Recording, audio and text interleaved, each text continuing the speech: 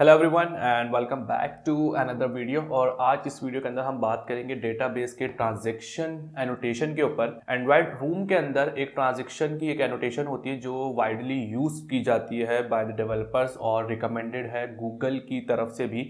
लेकिन ये होती क्यों है एनोटेशन और इसका पर्पस क्या होता है? इमेजिन के आपके पास डेटाबेस के मल्टीपल ऑपरेशंस हैं, इंसर्शन है, डिलीशन है और इसके अलावा दोबारा किसी और टेबल्स के अंदर इंसर्शन है। लेकिन मीन वाइल आपका कोई प्रोसेस डेड हो जाता है, किल हो जाता है या आपकी एप्लीकेशन क्रैश हो जाती है। एक टेबल से अगर उसने इंसर्शन कंप्लीट करने के बाद डिलीशन स्टार्ट की और डिलीशन करते करते आधे रिकॉर्ड तक डिलीट करने के बाद आपकी एप्लीकेशन क्रैश हो गई, तो होगा क्या कि आधी जो रिकॉर्ड्स हैं वो आपके रह जाएंगे, बाकी सारे डिलीट हो जाएंगे और इंसर्शन भी किसी और टेबल में अगर होनी होगी तो वो हो चुकी होगी। लेकिन आप ये चाहते हैं कि यार अगर जब तक मेरा एक्शन जो है कंप्लीट परफॉर्म हो जाए सेकंड वाला, फिर उसके बाद थर्ड वाला ऑपरेशन मेरा फुलफिल हो, अदरवाइज ना हो। तो ट्रांजैक्शन का जो कीवर्ड है वो एंड्रॉयड और एनोटेशन के साथ लिंक नहीं है। ट्रांजैक्शन का बेसिकली जो लिंक है वो डेटाबेस के अंदर है।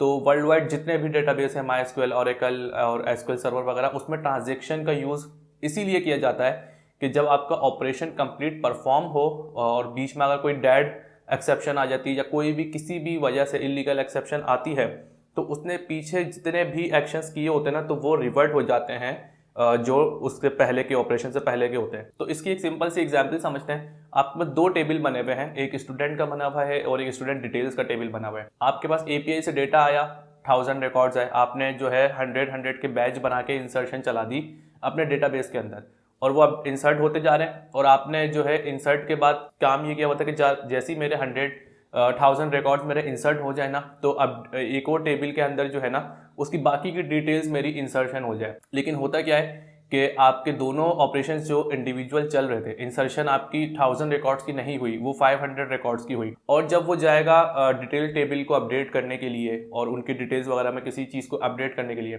तो वो वहाँ पे 1000 रिकॉर्ड्स को अपडेट करने की कोशिश करेगा और जिसकी वजह से हो सकता है कोई ना कोई एक्सेप्शन आ जाए, क्योंकि वो आपके 1000 रिकॉर्ड्स तो वहाँ टेबल में थे ही नहीं, प्राइमरी टेबल में वो 500 थे और उसको आप डिटेल टेबल के अंदर कोई उनकी बाकी की फील्ड्स अपडेट करने जाएंगे तो वो डेटा भी आपका अपडेट नहीं होगा। इसी तरह से और कोई सी एग्जाम्पल जहाँ पे आपको दो ऑपरेशन परफॉर्म करवाने हैं और आपको मेक श्योर करने के हाँ यार जब ऑपरेशन मेरे डेटाबेस के कंप्लीट हों तो दोनों के कंप्लीट डेटाबेस के ऑपरेशन कंप्लीट होने चाहिए। ऐसा ना हो किसी एक का इनकम्प्लीट रह जाए और एक का ऑपरेशन कंप्लीट हो जाए। तो उसको या तो आपको मैनुअली चेक करना पड़ेगा किसी भी अपनी प्रोग्रामिंग लॉजिक लगाने के लिए, और वो हो सकता है कि वो आपकी प्रोग्रामिंग लॉजिक भी फेल हो जाए। तो इसी वजह से डेटाबेस के अंदर एक ट्रांजैक्शन की एनोटेशन है एंड्रॉयड रूम के अंदर, और उस ट्रांजैक्शन की एनोटेशन अभी आपको मेरी स्क्रीन पर दिख भी रही होगी कि एक ही ट्रांजैक्शन की एनोटेशन के अंदर अगर आप दोनों ऑपरेशन अपने लिखते हैं, वहाँ पे परफॉर्म करवाते हैं, तो अगर मीन वाइल अगर कोई एक ऑपरेशन फेल हो भी जाता है तो वो सारे ऑपरेशंस को जो है ना वो रिवर्ट कर देगा। So this helps you to avoid the manual programming, और मैनुअल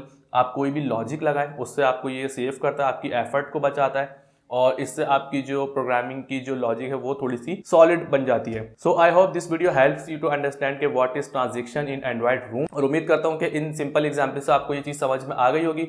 और मिलता हूँ मैं आपसे नेक्स्ट वीडियो में, जब तक के लिए अल्लाह।